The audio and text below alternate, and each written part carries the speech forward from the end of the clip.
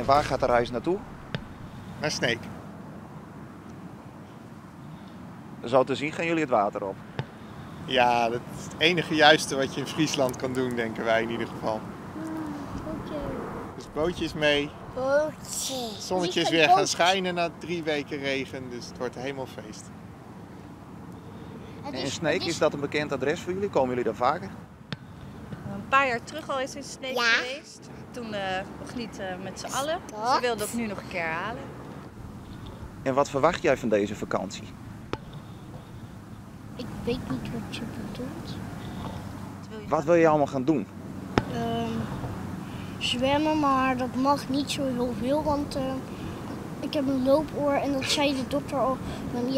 Ja, als je dat heel graag wil doen, ik snap ook dat de vakantie zonder zwemmen niet echt niet kan.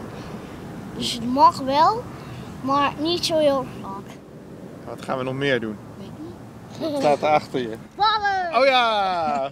En nou valt het mij op, jullie hebben een bijzondere gezinssamenstelling. Wat is het verhaal daarachter?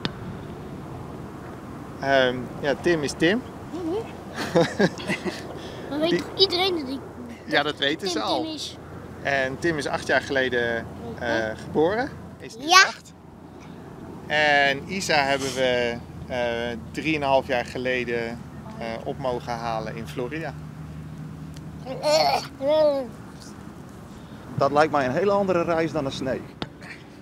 Dat klopt.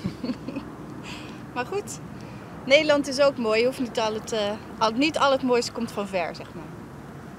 En Florida doen we de volgende keer. Als het nog een paar jaar zo slecht weer blijft in Nederland, dan komt Florida vanzelf weer. Ja. Want dat staat nog wel op de planning. Ja, ooit willen we nog een keer wel terug. Om te laten zien waar ze vandaan komt. Maar ja, nu is het in Nederland ook nog mooi om op vakantie te gaan.